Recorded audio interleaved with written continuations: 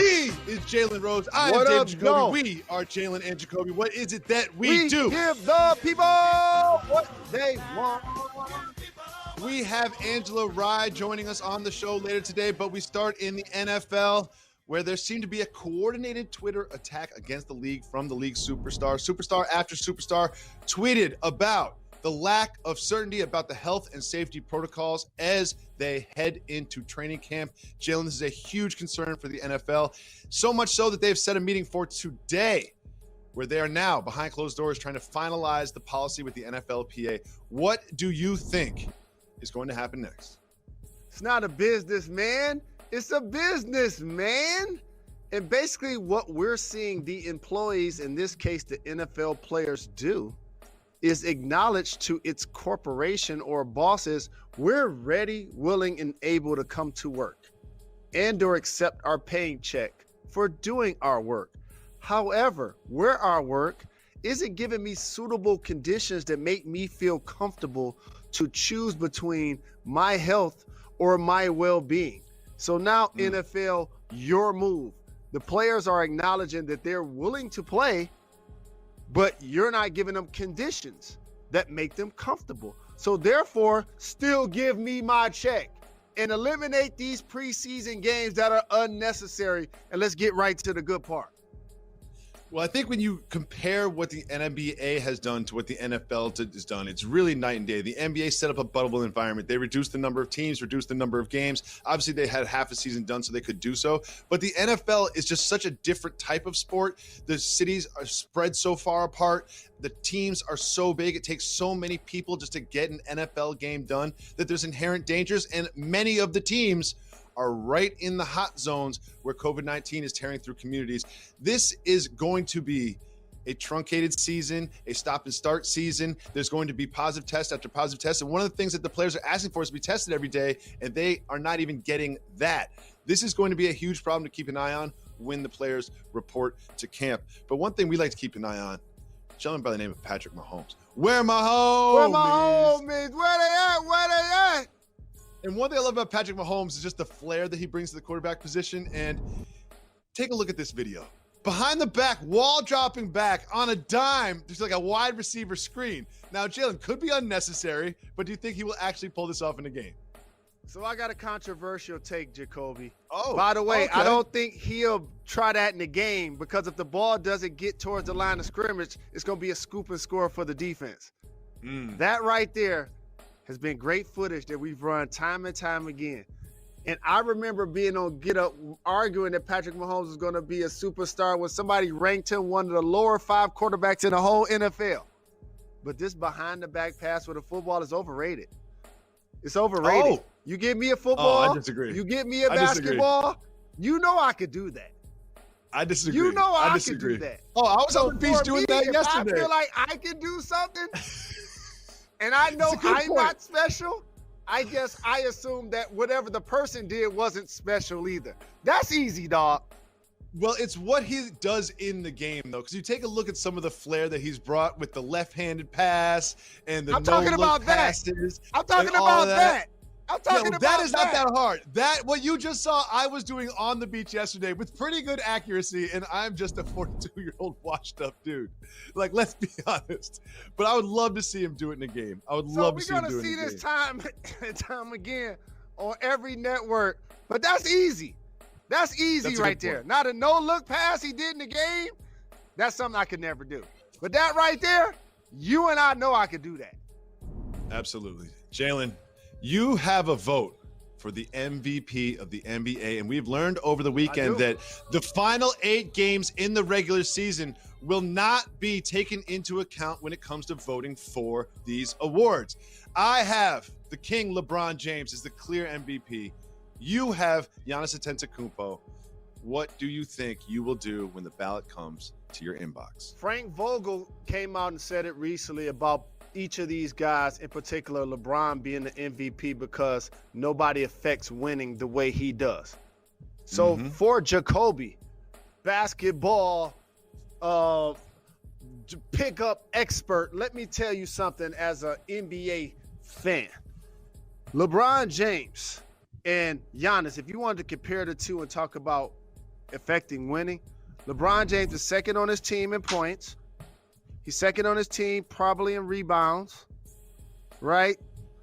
Second or third in points, second or third in steals and blocks. The point is Giannis is first in all of those categories on this team. And LeBron is first in the West. Giannis, first overall in the league. And for NBA to think that we're going to watch the last 8 games and not take them into account for our awards, what if one of those guys goes out and averages 50 and the other guys only plays 2 games and load manages 6 times? You don't think that's going to be in the back of people's minds? Of course it is. Aren't you going to be forced to vote before those 8 games start, Jalen? Or do you just not have these details because you don't read your emails? Well, I read my emails, and as soon as they send the ballot, I'll vote. I have not been sent the ballot with a deadline on it. So I don't care who it is in the industry. They ain't voted either. I always like that day because you get a little stressed out that you're going to like mess up the tech and not get it in on time. You always get a little stressed out. You always get a little stressed out that day of the year. You got to do all defense. You got to do it. I take it serious, man. It's these guys' livelihood, man. It's these guys' livelihood. I gotta take that serious. Well, take it serious because LeBron James himself said today that he's the MVP, and I believe he's the MVP. Moving on. Carmelo Anthony has gotten down to 230 pounds during the quarantine. I might go up to 230 pounds during the quarantine, but that's another story for another day. But he says it is the thinnest that he has been since he was a young man in the league. You love the Trailblazers as a sort of dark horse puncher's chance threat in the West. What do you think about Melo's conditioning and the Blazers' shot at making some noise in Orlando? One of the greatest compliments you could pay a seasoned future Hall of Fame vet like Carmelo Anthony right now is to call him Skinny Melo. Because usually for basketball players, especially when they retire, as you know, enter Kangaroo Jalen, basketball players get heavier when they retire. Football players get smaller because they're not filling themselves with testosterone and whatever they have to take in order to get them ready on Sunday, Mondays, and Thursdays. For Carmelo Anthony and the Blazers, first they got to get the 8th spot. Let's not overlook Ja Morant, who did a terrific job of cementing his team 4 or so games into that 8th spot. But if the Blazers and Dame Dollar are able to get in, I just want to remind people of something.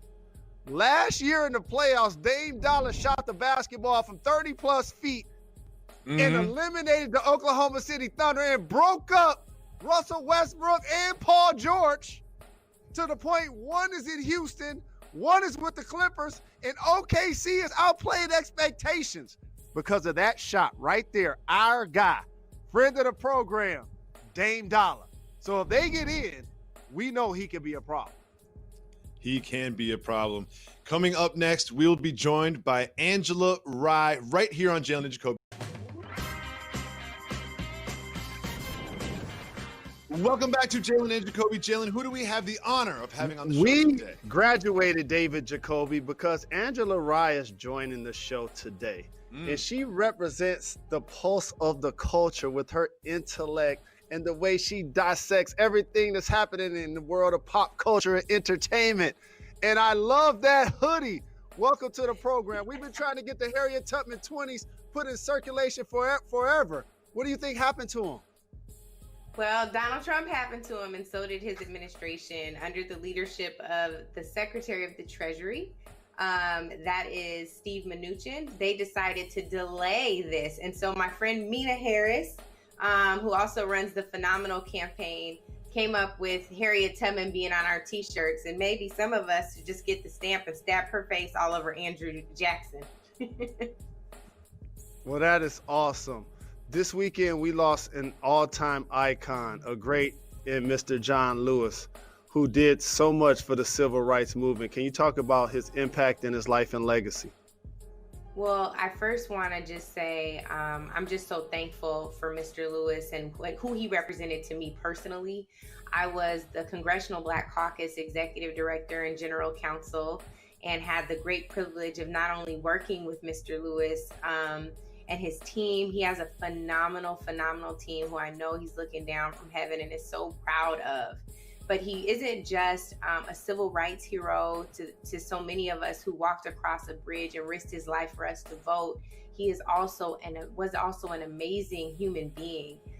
Every single week, the Congressional Black Caucus holds a lunch, and Mr. Lewis, and it's a lunch meeting, and Mr. Lewis would come to those meetings late so that he could just eat lunch with the staff. And I will dearly, dearly miss him. Another one of my favorite memories of him. And I just think it's important to bring the humanity back to the hero. So I'll also tell you this, we held a jobs fair initiative while I was the Congressional Black Caucus ED with the phenomenal team, Latrice, Brandon, and Stephanie, under the chairmanship of Congressman Emmanuel Cleaver. We went to 5 cities. One of those cities was Atlanta. And the response was so large, you guys, because Black folks were not working. I mean, double the national unemployment always, but these numbers were remarkably high. And we went to Atlanta, held this job fair, lines literally wrapped around the block. People's cars were backed up on the highway. And Mr. Lewis was like, they need water. It's hot outside. He grabs this case of water and he's going out to hand water out to these folks. And that's him. He was always serving, whether it was public service, doing a sit-in on the House floor, or was ensuring people who were in the hot sun just waiting in line for a job could get a drink of water. That was Mr. Lewis. So he's dearly missed. And I'm so grateful I had the opportunity to work with him. Angela, we are on the verge of the beginning of the NBA season. The teams are down in Orlando in the bubble, and there's been a lot of discussion about how players from the bubble can use that platform to continue the fight against social injustice. What advice would you have for them? Well, first, I just want to shout out my very good friend, Chris Paul, who, of course, is the Players Association president, who is not forgetting the important role they have, not only with bully pulpits, what they say and press, what they're wearing on their attire. I know they have a partnership that they've just announced with Russell Westbrook, where they're intending to ensure there's, all types of social justice messaging and framing on their clothing items. I know that Black Lives Matter will be on the court. And so we're not going to lose sight of what's important to us. And I know the players won't. When you look at the demographics of the league, right, this is something that they can't separate themselves from. There are players who have been stopped and harassed and have had violent incidents with police officers. This is not lost upon them. And so I want to just applaud them for the work they're doing while they're going forth and playing. I don't know if I necessarily agree with that, but if they are going to play, I at least want them to do it that way. So I commend them for that. And I hope that they won't just put Black Lives Matter on the court. They will ensure that our lives matter, our economics matter, and that the demographics of the league's leadership matters, and that the players continue to hold the league's feet to the fire around that. All of those things are important. Don't just do this for a marketing moment for what's trending. Make sure that your practices change as well. And I have every bit of confidence that the players will do the right thing. I'm actually glad you went there, because you talked about basically leaning towards them not playing. I was one person that made the argument that now NBA players are so very powerful that if they decided not to play, they would create more of a platform than actually playing. Do you feel like them playing and in some of their voices becomes a distraction to the movement of social justice, because now we're going to be talking about their statistics and now about their equality? Well, Jalen, this is honestly, it has been a hot topic. And what I will tell you is I really do see both sides now. Just for example, the news and what's being covered on cable news, nightly, local news, a lot of that coverage has shifted already, right? So at first I was like, you're going to take attention away from what's being covered on the news. The reality of it is there's a new COVID spike. So our social justice issues and our survival hasn't been front and center anyway, unfortunately, over the last week or so. What I think is imperative is that they find a way, just like we have to in our work, right, to integrate key talking points to ensure that they're pushing for societal change, both internally and externally. At some point, we have to make that change and that switch. At some point, we have to evolve into a more robust conversation, not just about police reform, but what it's going to take for Black people to really thrive in this country. So it's going to happen anyway. I was definitely on your side, like, no, don't go play. But now I think the reality of it is at some point that's going to change. And who knows, like, given what's happening with COVID, they may find themselves in a situation where they can't anyway. So the question will become, how do we keep our issues front and center in the face of another pandemic, which is COVID, also hitting us just as hard, actually harder? It's a good point. Now, we turn our attention to the WNBA, which is also in Florida, about to start their season. And Atlanta Dream team owner and Senator Kelly Loeffler spoke out against the Black Lives Matter movement. Now, if you were a player on that team, called your phone, what advice would you give them about how they should proceed with their season? First, I would continue to demand that she sells her shares to that team. She does not deserve to be an owner in the WNBA. She does not deserve to have a seat at the table where more than 68% of the players are Black. How dare she blaspheme this movement? How dare she use her platform, both as a senator and as someone in leadership in the WNBA as an owner, to speak ill of the Black Lives Matter movement? We are out here trying to survive, right? And for my friends, Opal, Patrice, and Alicia, who have risked their lives with this movement by creating it, who are threatened every single day, how dare she? That's what I would say. And I would continue to tell the women, not just on that team, but the players on other teams, to push for her to be removed. She actually does not represent the values of the WNBA. She is ill-informed about Black Lives Matter, and I require that people in leadership have more information than the layperson, right? She should know what she's talking about before she opens her mouth. And perhaps if she focused on her own personal ethics, she was just under ethics investigation in the Senate for potentially an insider trading deal. They dropped those charges, but maybe if she paid more attention to her own business, she wouldn't be in ours meddling and blaspheming what this movement is really about. As I mentioned at the top of this show, as I mentioned when you first joined us, your Harriet Tubman hoodie is fly. There was a gentleman yesterday speaking into a microphone that gave new definition to the sunken place. And he had the nerve to even invoke her name, which is blasphemous. What is going on with Kanye West? Child, I don't know. Like, the truth is, I really don't know. It's traumatizing. It really is really sad to see Jalen. Kanye has traditionally been one of my favorite MCs. And I like, his song will come on and I'll just turn it now. I just can't. And I think that my biggest frustration is I don't know if he knows how harmful he's being to the culture right now. I don't even know if he's making that connection. And so part of me, like the heart part of me, feels like broken for him. Like, what happened to you and how can we get this right? The other part of me feels like, how can we ensure that we use what's happening with Kanye West to inform people, especially in our community, who avoid mental health and talking about it like the plague?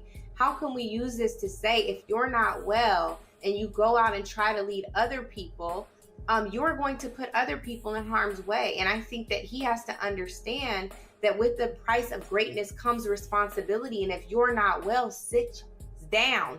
Really, like, you have to sit down somewhere and get a hold of whatever's going on in your mind.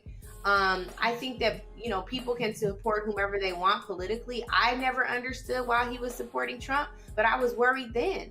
And I think that the truth of the matter is there's some things that are, going on inside of him, an inherent conflict, an internal conflict that he really needs to wrestle with a mental health professional. And I'm not a mental health professional, but I'm concerned greatly about his mental health. Angela, thank you so much for joining and giving your perspective. When we come back, a coach in the NBA thinks the next super team will be developed in Orlando, and I'm not talking about the Magic. We'll explain right after this. Stay tuned. It's Jalen.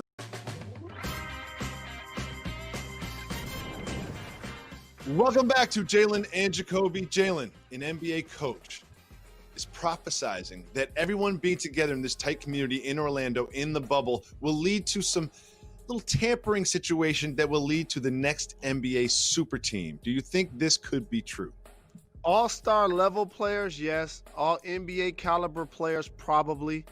But MVP level players, I don't believe so. because those guys, Giannis, Luka, Dame Dollar, that come to mind, Jason Tatum, I don't see them leaving their current situation. The Lakers already have a duo, so do Houston, so do the Clippers, and so do the Sixers. And so I probably see a couple of guys joining, but not necessarily with the connotation of the word super team.